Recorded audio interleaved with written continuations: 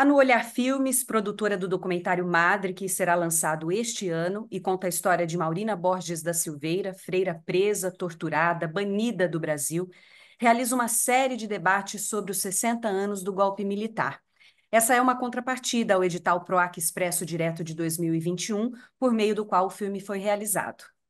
E no último encontro dessa jornada, nós tivemos uma conversa sobre igreja e resistência com a Ivone Gebara, uma freira feminista que trouxe um olhar crítico e muitos pontos importantes e polêmicos para a gente pensar. Ivone Gebara é doutora em Filosofia e Ciências Religiosas, escritora e militante feminista, é da Congregação das Irmãs de Nossa Senhora Cônicas de Santo Agostinho, tem mais de 30 livros publicados, entre eles Mulheres, Religião e Poder e Teologia Ecofeminista, ensaio para repensar o conhecimento e a religião. Seu trabalho em comunidades carentes, em especial com mulheres, destaca-se muitas vezes por opiniões consideradas dissonantes do consenso religioso. A Ivone é atuante em movimentos que se apoiam na prática e na teoria feminista para promover mudanças na sociedade, participando inclusive de debates sobre corpo, sobre religião e feminismo.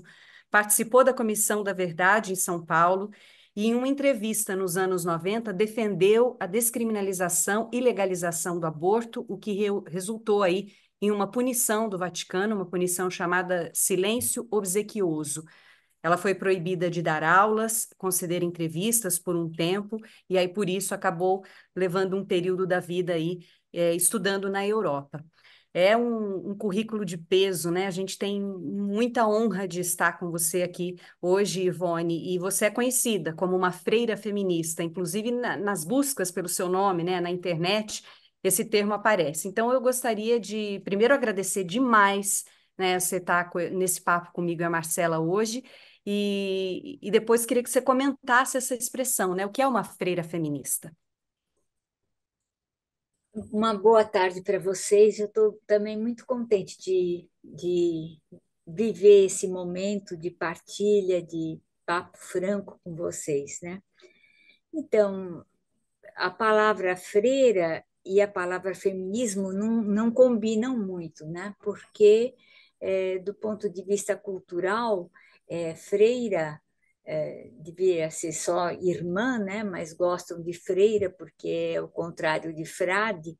Mas, enfim, eu gosto muito de falar irmã, né? Essa palavra freira, ela não combina com o feminismo, porque freira significa uma irmã que é submissa. Submissa, claro, primeiro se diz teologicamente, submissa a Deus, ao Evangelho, mas isso se realiza na prática através da submissão à própria congregação e também aos ditames da hierarquia católica, dos bispos, do Papa, em relação a, ao que se chama vida religiosa feminina. Então, falar de feminismo juntar essa palavra com a palavra freira é quase uma aberração, é quase um paradoxo de sentido. No entanto, ultimamente se tem falado de freiras feministas, né? E quando se fala de freiras feministas, a gente tem que mostrar a diversidade de freiras feministas. Então, algumas continuam fiéis totalmente à doutrina da igreja e buscando uma libertação das mulheres, buscando uma valorização das qualidades femininas, das ações das mulheres na sociedade, né? Outras aceitam algumas coisas e não aceitam outras, quanto, por exemplo, a questão dogmática, que não é tão simples, ela se estruturou de uma forma totalmente masculina, né? Deus é pai, Jesus é filho e o Espírito é também masculino, né? No fundo se fala o Espírito, enquanto que Espírito em hebraico é uma palavra feminina, né? Ruach, mas as instituições mudam os sentidos conforme as suas ideologias e os seus interesses. E, enfim, há uma diversidade de gradações de freiras na sua compreensão de feminismo, e há as que são totalmente avessas ao feminismo.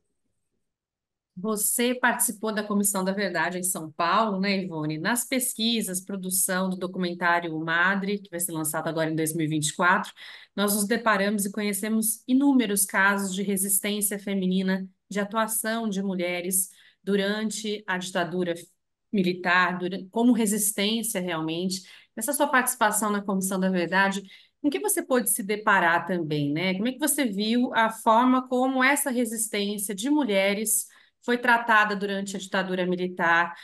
A mulher ainda aparece como coadjuvante. A gente percebe que às vezes os nomes que aparecem ali, né, os nomes que acabam tendo mais êxito, aparecem como heróis, são os masculinos, né? Sem dúvida, Marcela.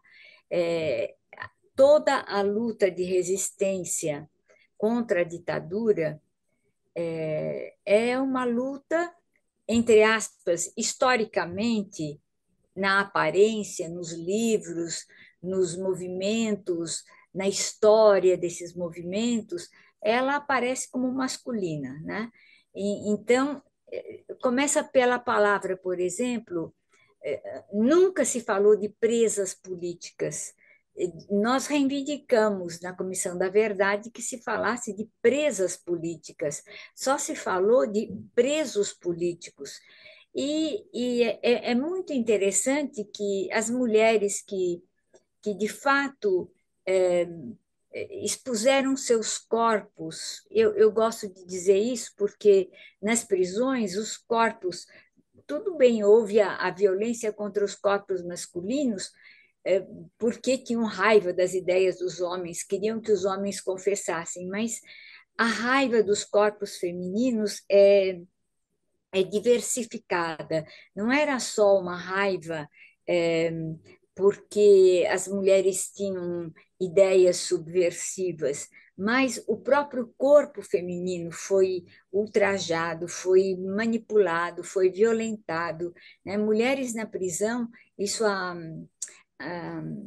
a Melinha até, não sei se vocês conhecem, a Melinha, agora esqueci o sobrenome dela, mas eu já a Teles, a Melinha Teles, ela foi presa política e ela testemunha, por exemplo, um aborto forçado na prisão de uma mulher, né?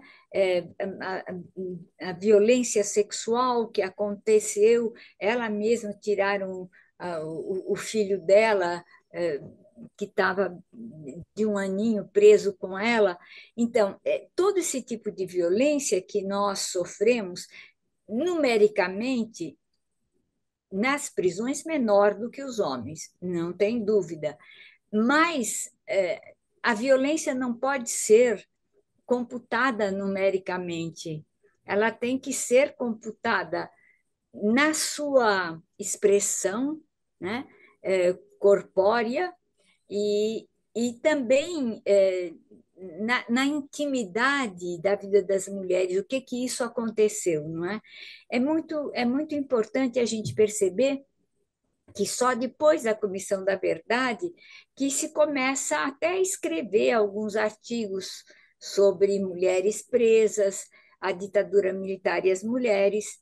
E eu gosto de dizer que também a resistência, e eu vivi parte dessa resistência em Recife, né? Dom Helder Câmara era um bispo, digamos assim, antiditadura, né? E ele teve uma atuação internacional, sobretudo, denunciando os malfeitos da ditadura militar. Então, é muito interessante a gente lembrar que nas, nas entrelinhas, nos tecidos, na resistência, quem mantinha a possibilidade de uma denúncia pública fomos nós, mulheres, né? Eu, eu acho que talvez já tenha contado para vocês, eu me lembro de uma freira que foi que trabalhava no hospital militar e ela tinha que dar um recado para o governador Miguel Arraes, que a família dele estava bem e tinha viajado, e essa mulher foi levar a comida para ele. E na comida ela pôs um recadinho: doutora Reis, está tudo bem com a família. E como é que ela conseguiu entrar? Ela entrou com a bandeja não, com o prato, e ele disse: não quero comer. Eu conheci, agora ela já morreu. Conheci essa freira. E ela olhou assim para ele, bem feio, e disse assim: doutora Reis, o senhor vai comer, o senhor vai comer. E aí que ele percebeu, e na primeira colherada de arroz, ele sentiu que tinha um papelzinho, um recadinho para ele. Então, o que eu quero dizer é que, e também as mães, né? A dona Isaías, que é a mãe do padre é, que foi morto padre Henrique, que foi morto na ditadura, essa mulher saiu feito uma louca contra a ditadura e estudou direito para poder defender o filho dela. Então, mas essas coisas não aparecem na história da igreja, né? E também não aparecem na história da ditadura. Agora, o que aparece é a domesticidade das mulheres, né? Isso A é resistência ela se deu de várias formas, né? A resistência das mulheres, né? Não sim, só via luta armada.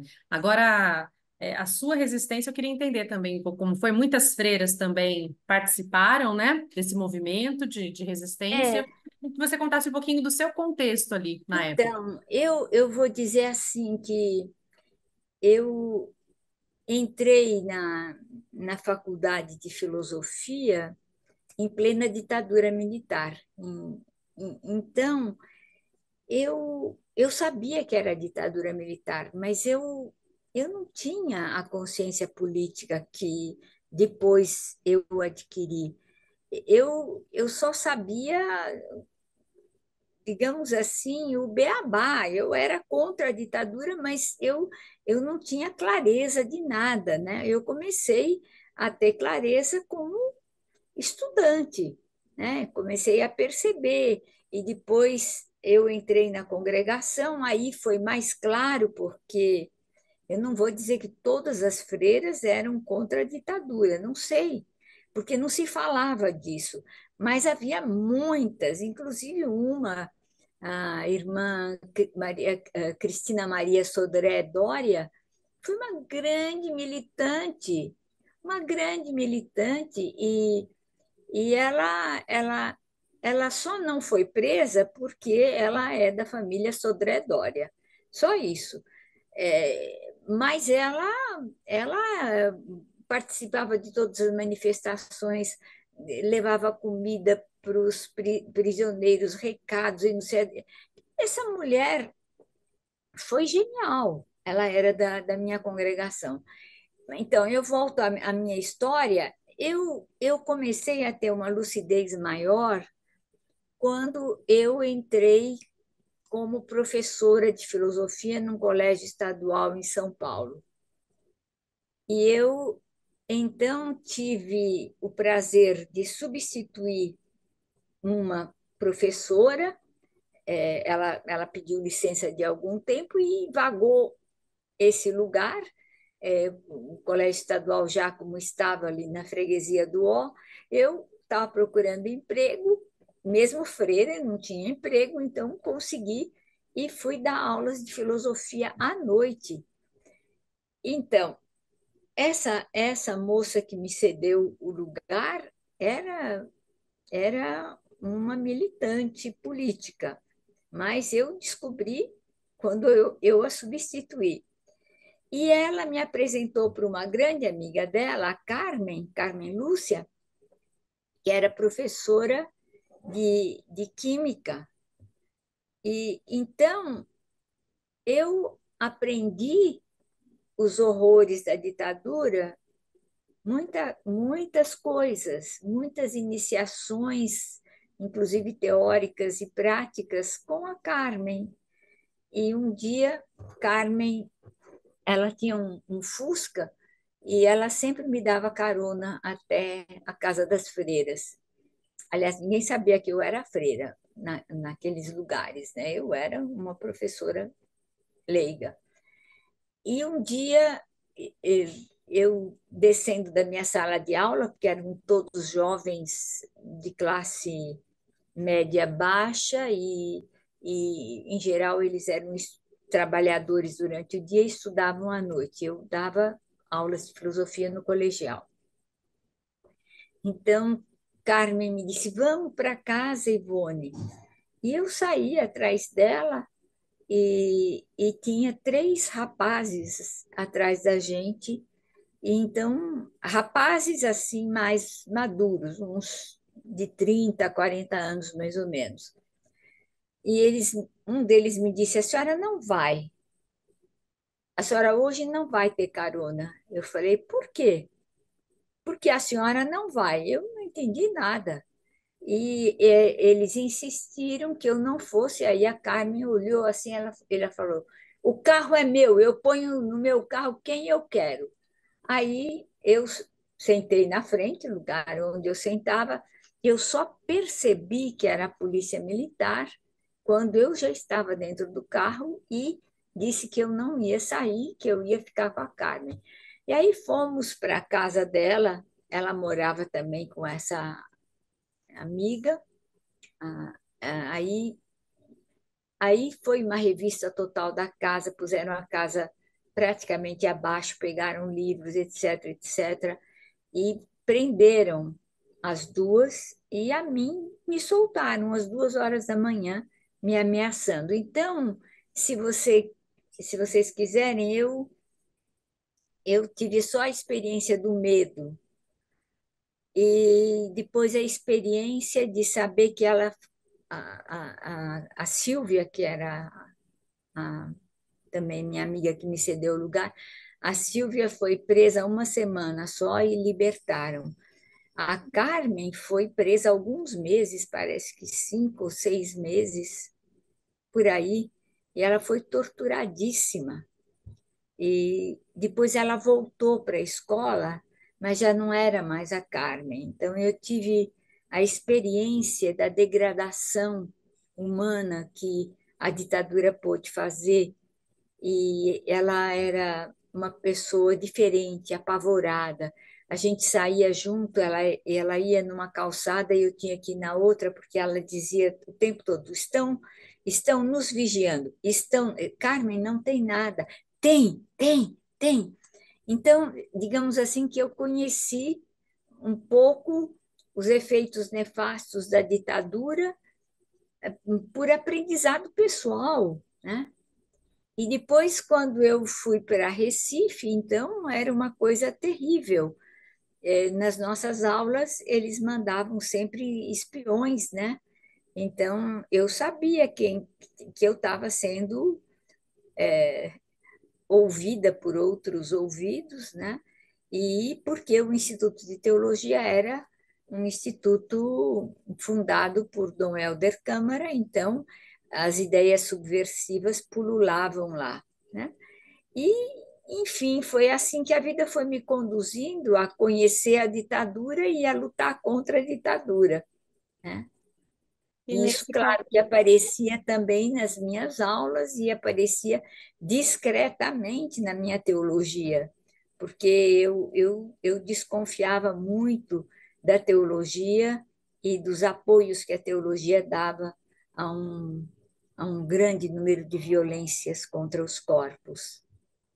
E aí, nesse contexto, né, quando a gente começa a falar de prisões, de torturas, né, nesse período, tem a história da Madre Maurina Borges da Silveira, né, que é o documentário que a No Olhar está produzindo e lança agora em 2024. Freira que, para quem não conhece a história, né, todos esses encontros que a gente vai fazer sobre os 60 anos do golpe, eles estão, de certa forma, conectados a essa história, né? Então, Madre Maurina foi presa no interior de São Paulo, ela dirigia um orfanato em Ribeirão e cedeu uma sala para estudantes. discutirem, fazerem seus encontros, suas discussões. Um desses estudantes estava ligado a um movimento de luta armada, acabou usando o espaço e, inclusive, imprimia um jornal de resistência dentro do Lar Santana, desse orfanato. E aí a Madre Maurina acabou sendo presa, né, acusada de envolvimento com o grupo, acusada de terrorismo, e foi violentamente torturada, foi banida do Brasil. Então, a gente está entrando aqui agora um pouco na história da Madre Maurina, Ivone, para falar sobre é, o símbolo que é essa freira que foi presa, que foi torturada, e também a relação disso com o machismo na ditadura militar e até com o machismo dentro da igreja, que são dois tópicos com os quais você lida bastante, né?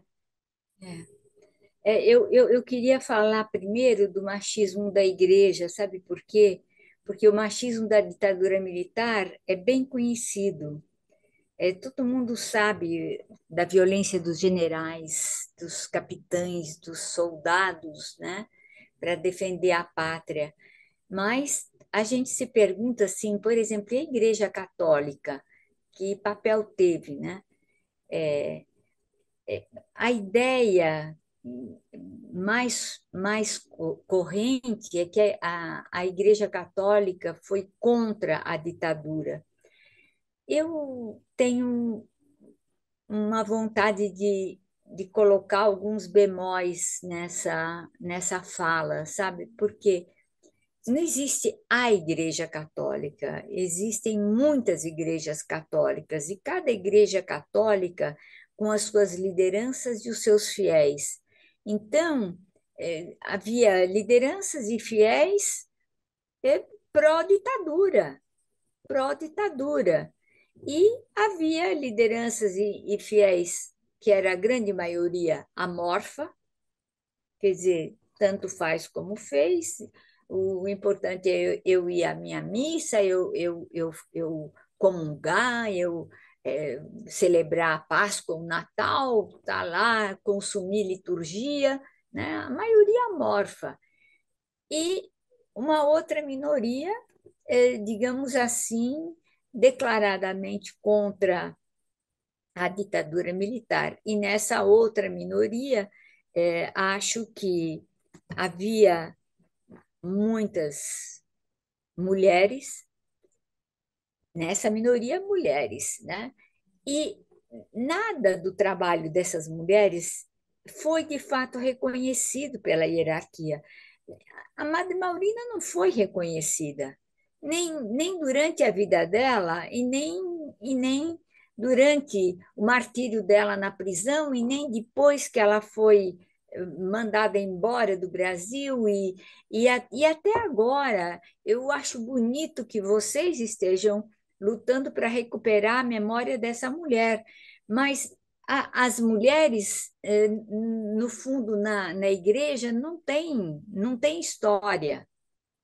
Elas só têm história na medida em que elas se adequam aos modelos masculinos, né? E então, elas se adequando aos modelos masculinos, elas são aceitas. Mas todas as mulheres que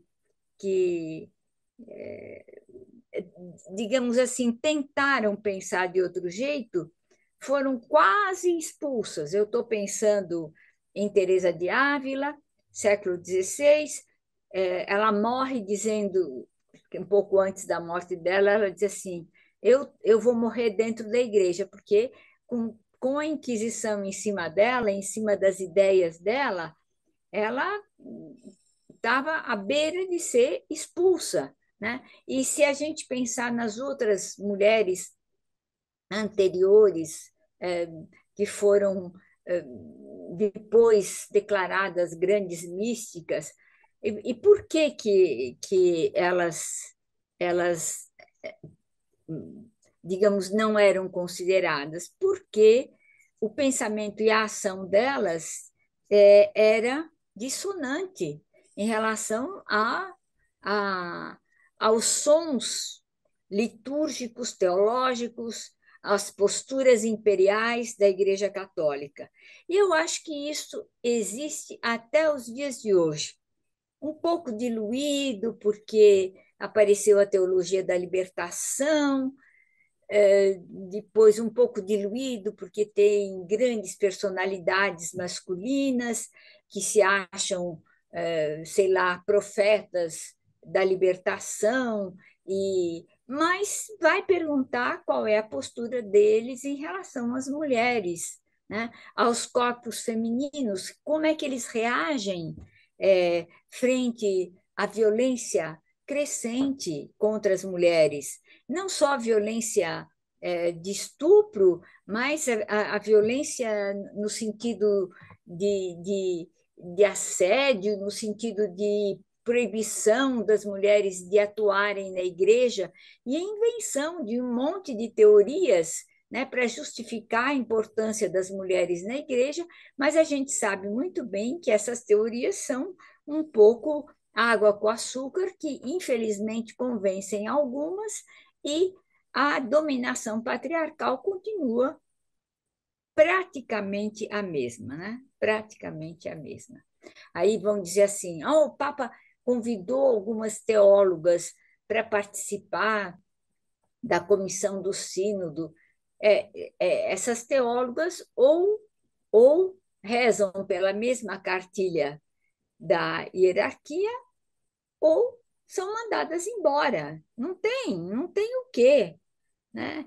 Então, eu começo a falar disso, e aí eu junto na história do Brasil, na história, os escritores desses 60 anos, né, com certeza, eu ainda não li nenhuma obra de peso sobre os 60 anos, por isso não tenho muita autoridade para dizer, mas assim, o que eu ouço, o que eu intuo, né, o movimento militar de 64 foi um movimento de homens.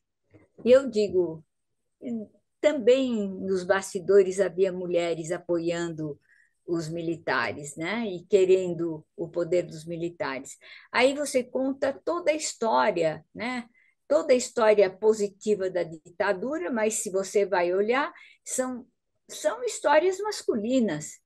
E se a gente for olhar também a história da resistência à ditadura, como ela é narrada, salvo pouquíssimas exceções. Nós temos alguns livros, alguns artigos, mas também a resistência é uma história masculina. Então é interessante a gente perceber que nós, mulheres, não temos história. Quer dizer, estamos contando agora, recontando a nossa história. A gente entra na história dos homens. Eu digo isso também na teologia. Tem quantos e quantos movimentos, grupitos de mulheres teólogas, né, que anseiam poder ser ordenadas sacerdotisas, mas a ordenação sacerdotal delas é segundo o modelo masculino. Quer dizer, não há uma. Se a gente for querer uma espécie de sacerdócio diferente, não poderá ser dentro dos muros da Igreja Católica, porque só tem um modelo. Eu digo da Igreja Católica, mas eu quero retificar do próprio cristianismo.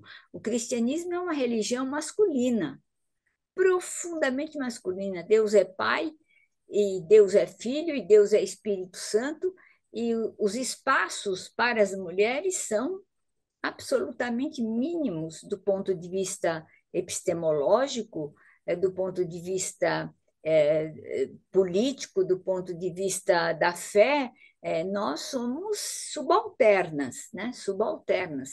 E estamos muito contentes de continuarmos subalternas, salvo alguns grupos que não aceitam mais essa condição de subalternas, ao menos intelectualmente, buscam uma autonomia.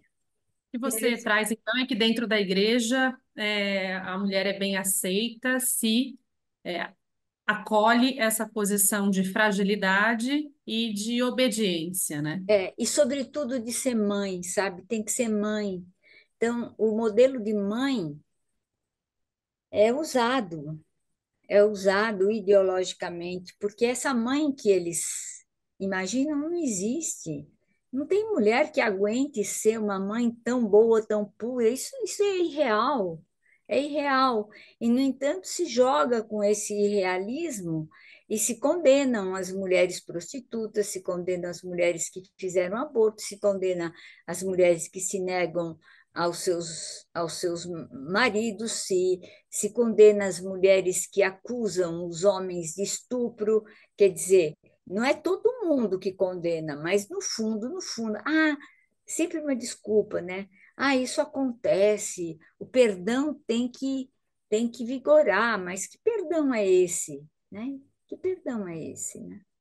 E nesse contexto tem a história da Madre Maurina, que foi contada também de um jeito muito machista, Ivone, no seu Totalmente. ponto de vista, e pelo que a gente, numa longa pesquisa feita para o filme, conseguiu constatar. Exatamente. Inclusive, porque mesmo do ponto de vista familiar, as famílias morrem de medo de terem filhas, irmãs, mães que fogem do modelo, né?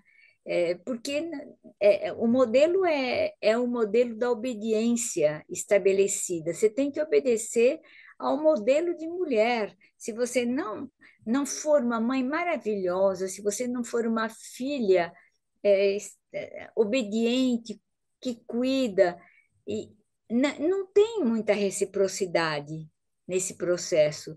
Então, por isso que eu fiquei pasma. Um dia desses eu estava lendo um, um texto da Conceição Evaristo, um conto, e nesse conto aparece um rapaz que foi preso e perguntam assim para ele: qual é a pessoa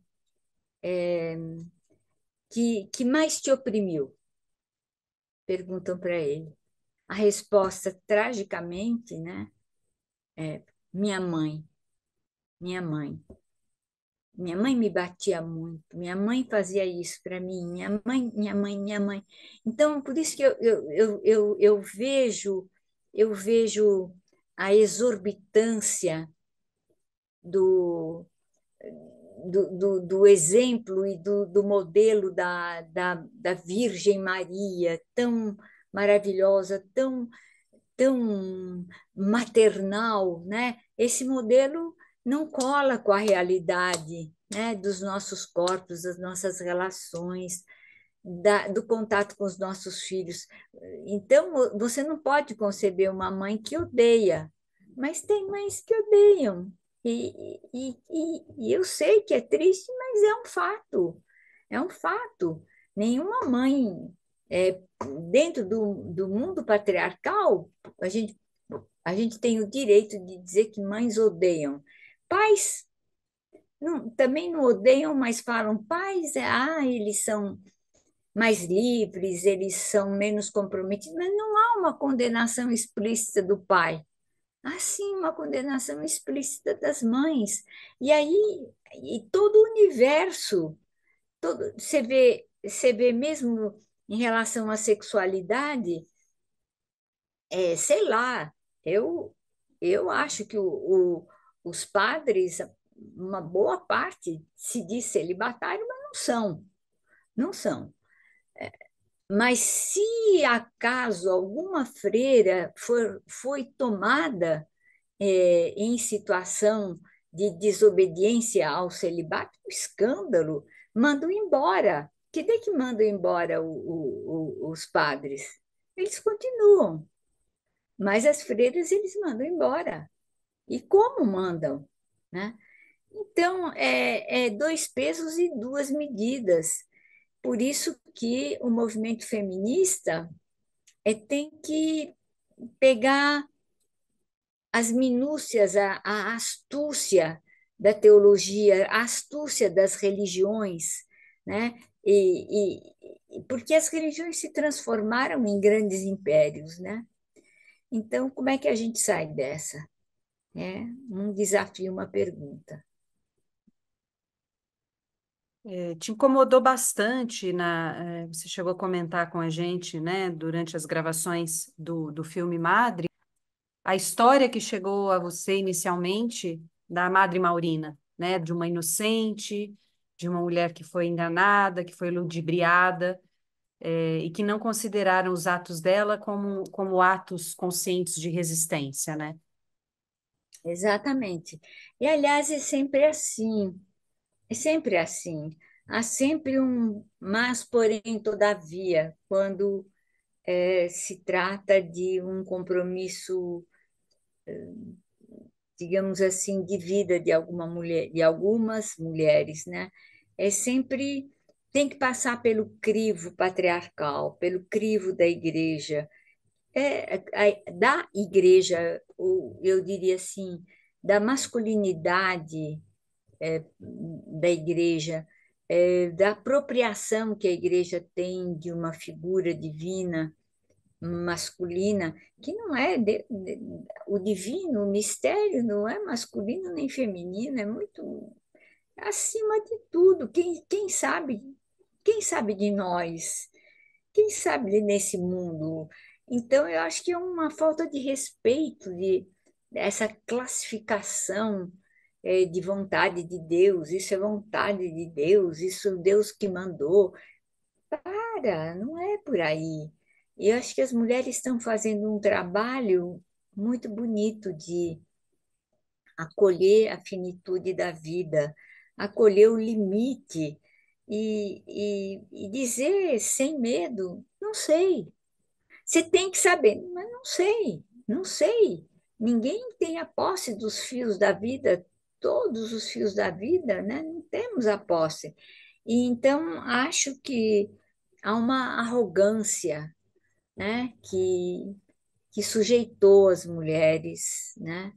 E tirou, no caso da Madre Maurina, né? Eu acho que vocês estão fazendo um trabalho, já falei, de mestras, né? De resgatar na Madre Maurina a dignidade das mulheres. Não é só a Madre Maurina, é a Madre Maurina e a dignidade das mulheres, porque a gente tem que reconhecer que a história sem nós não é história. É o quê? É um espetáculo das guerras que eles estão matando gente, só isso? É isso que é história? E, de fato, isso é história. E acaba tendo alguns que são os heróis, né? Porque mataram uma grande quantidade de gente, mataram, ou também foram mortos, mas é uma história criminosa, isso é história. Mas, assim, qual é a história das mulheres? Não estou dizendo que, não, que somos santas, Não, somos profundamente pecadoras, mas também estamos numa luta de cuidados mútuos, de, de solidariedades mútuas, mas que não aparece, mas está aí, está aí. Eu sempre me lembro de Dom Helder Câmara, outro dia, faz uns 2 anos,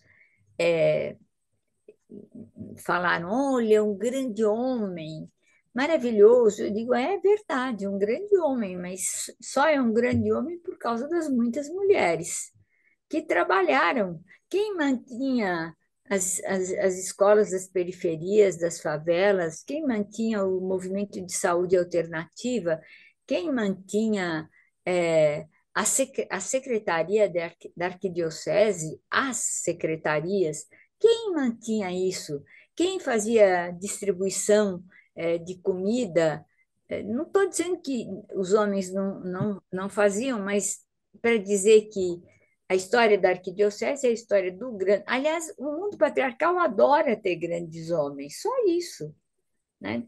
Vocês podem fazer a análise, né? Tem que ter um grande homem, mas se você pegar uma penca de mulheres que fazem montes de coisas, né, nas periferias da vida, não chegam, e até certo ponto ainda bem, não chegam a ser heroínas da história, mas fazem história. né? Não é só ideia. E acho que Madre Maurina, com as crianças, fez história, e com a devolução das crianças ricas, ela fez história. E fazer história é introduzir uma qualidade nas relações, uma verdade nas relações.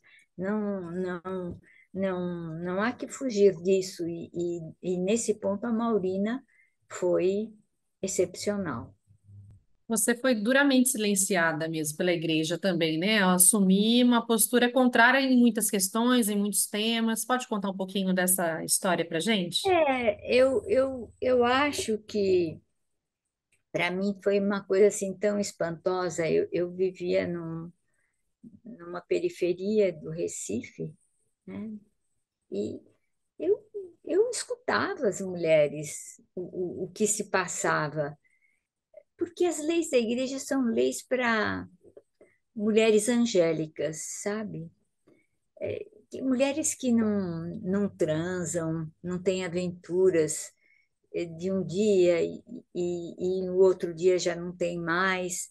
E se imagina uma sociedade quase que de mulheres conventuais, mas então eu eu fui dar uma entrevista para a revista Veja a pedido de um grupo de feministas.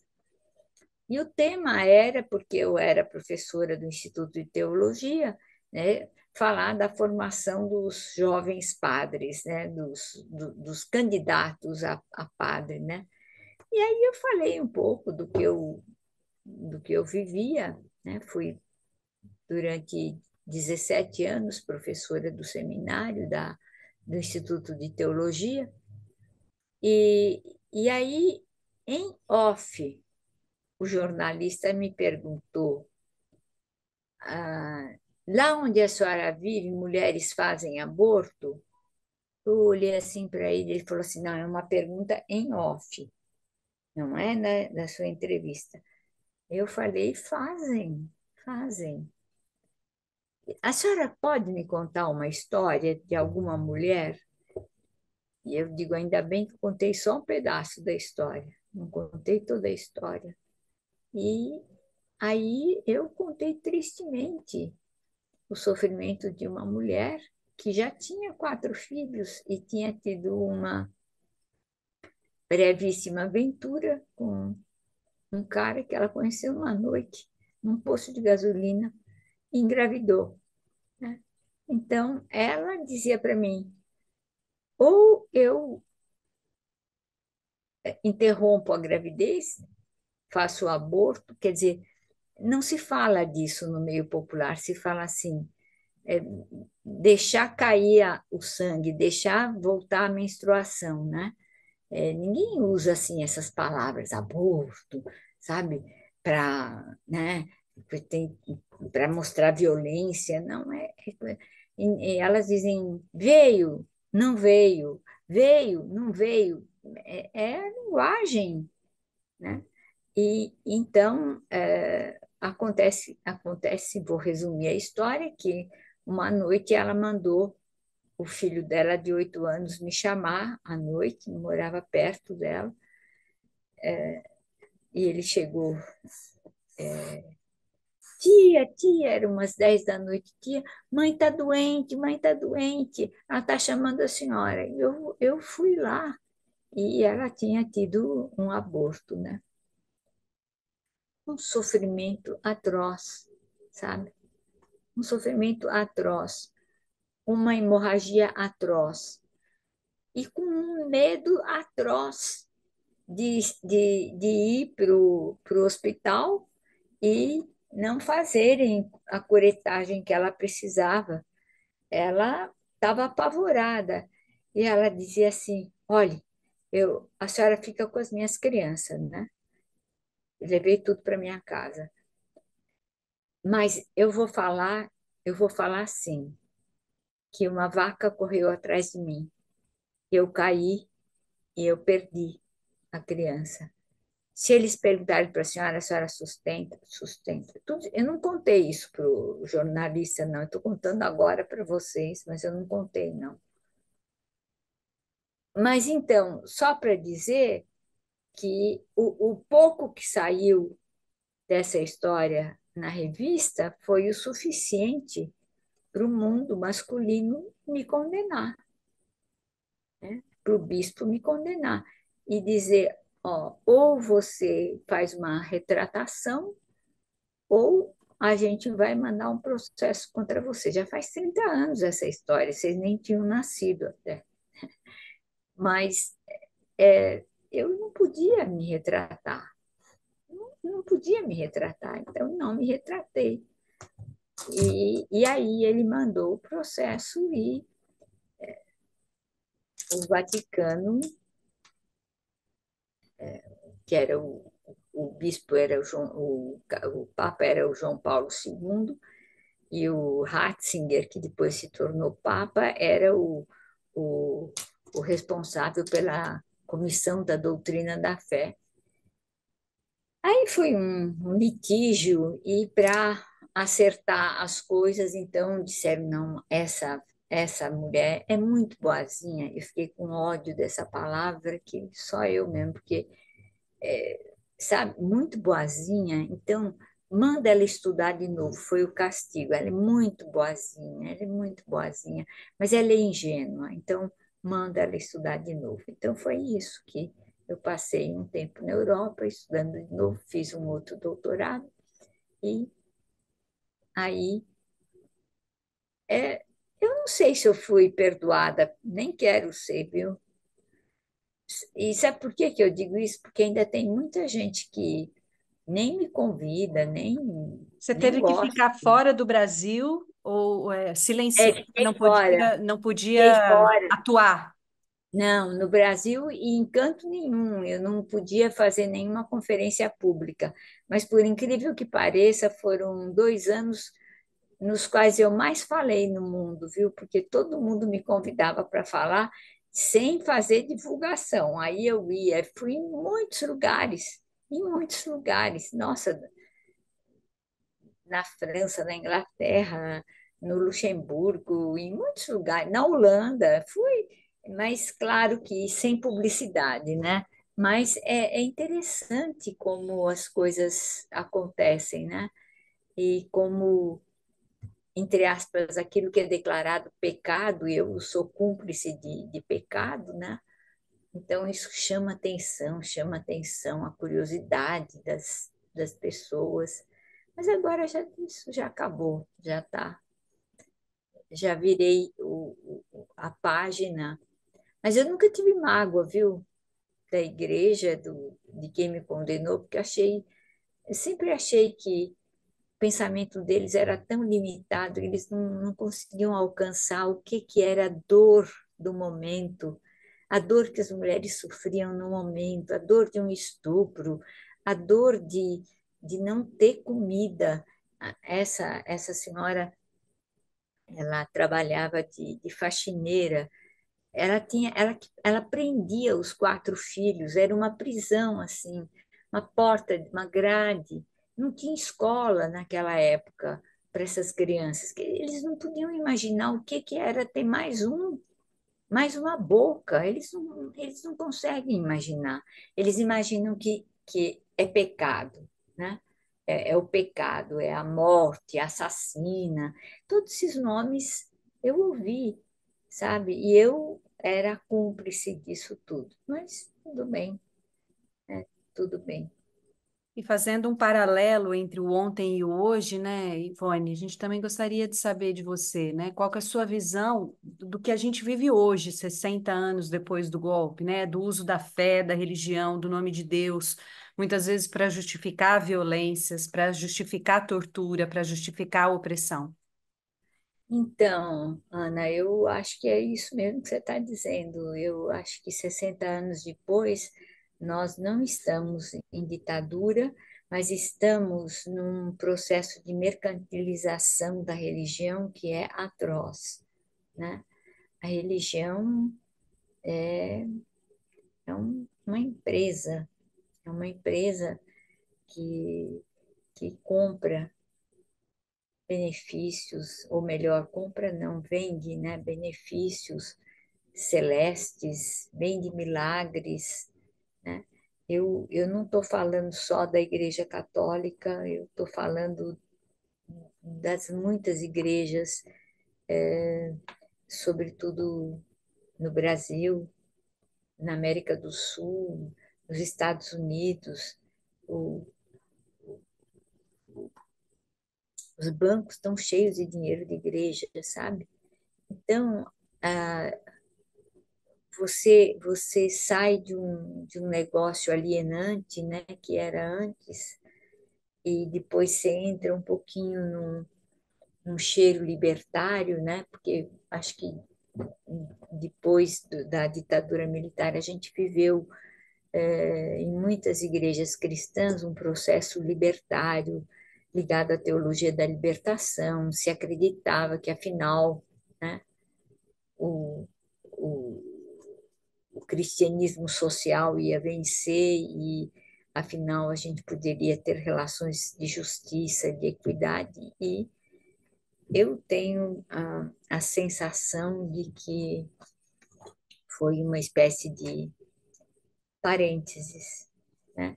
E que agora nós estamos no império da religião como mercadoria, sabe? Se vende milagre, vontade, e não é só as igrejas pentecostais. Se você vai olhar os santuários católicos, nossa, também é uma febre, né, de, de milagre de santo e de santa. E aí você fica se perguntando, isso é um desvio, né? Talvez eu fale isso com muito pudor, mas eu acho que é um desvio do sentido da vida, da solidariedade que deveria ser, sei lá, um pouco mais difundida, né? Não esperar que o milagre venha de cima, mas que o milagre possa vir de baixo das nossas mãos, né? Dos nossos corpos, da diminuição da ganância, né? Dá até vergonha, às vezes, de dizer que a gente é religioso ou religiosa, incomoda. E acho que muitas mulheres e também muitos homens estão vivendo num período, digamos, de suspensão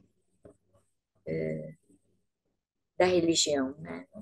A gente tem um fundo que é da humanidade, mas as instituições religiosas estão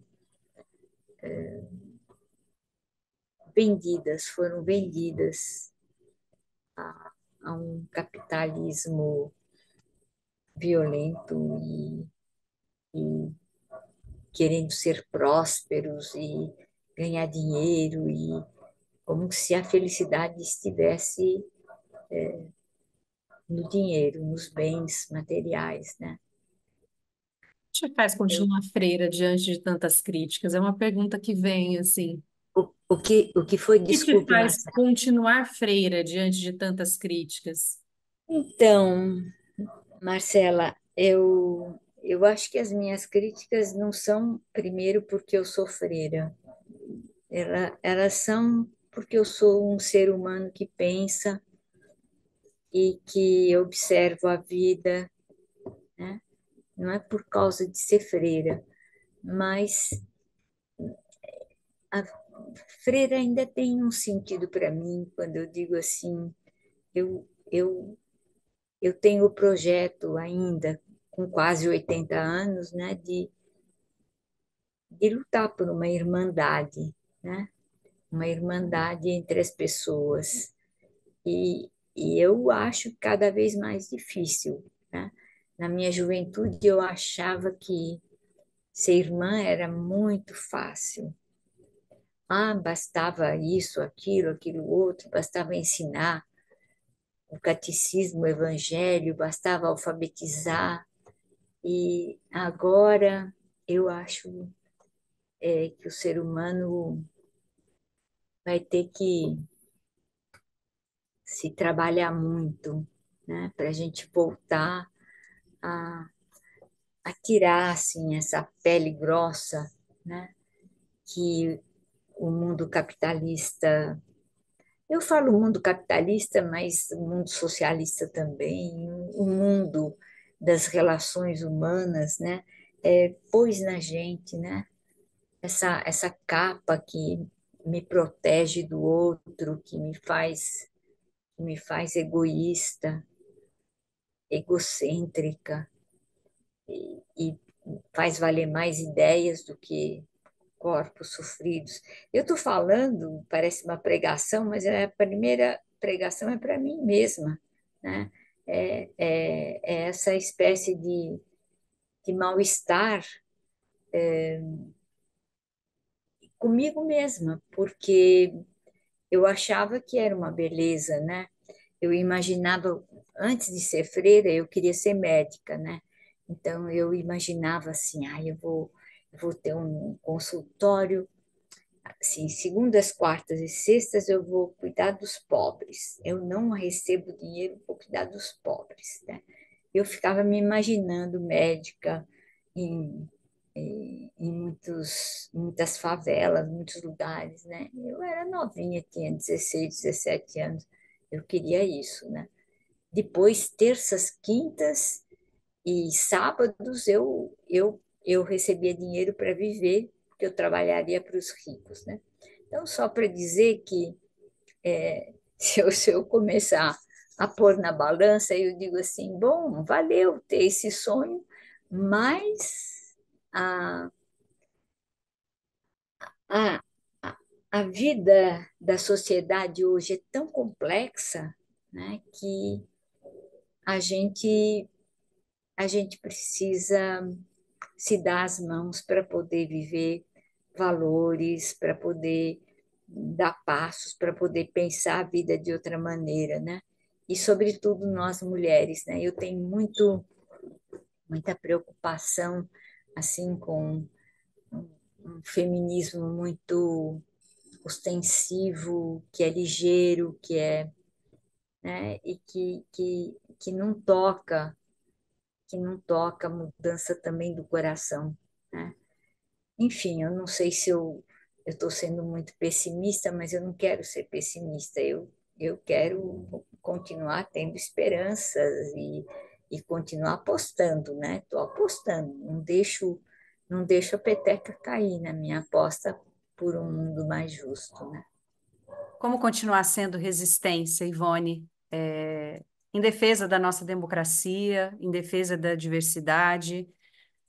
60 anos depois, a gente vê um país com tantas questões problemáticas em relação a isso, com ameaças golpistas, né? Como é que você vê um caminho aí para a gente defender essas conquistas que já tivemos? Olha, eu vejo caminhos muito pequenininhos, mas que são válidos, né? Eu acho que está vendo, né? Eu fico encantada de ver como as favelas se organizam. Claro que se organizam mais do ponto de vista econômico, mas em meio a essa organização mais econômica, eu acho que tem valores de solidariedade. Eu acho que muita gente no mundo da intelectualidade está também se organizando.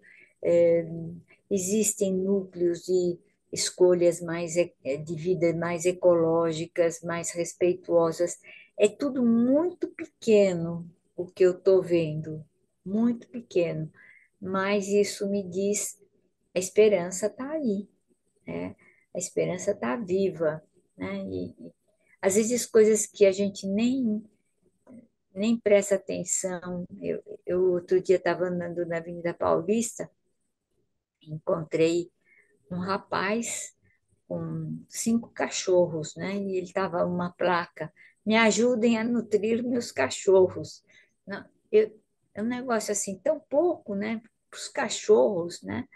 E eu vi muita gente dando ração para ele, né? Mas ele não estava pedindo para ele estava pedindo para os cachorros. Eu acho que tem alguma coisa aí que chama atenção, né?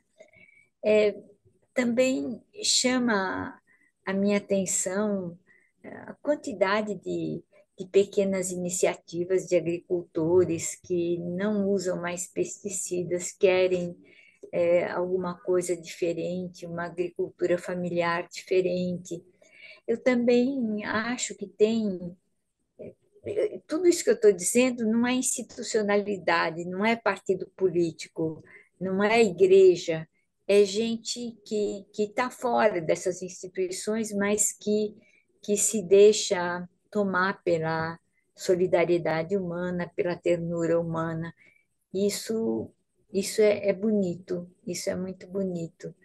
Então, essas pequenas coisas parece que renovam as boas apostas que a gente faz no mundo das relações humanas, né?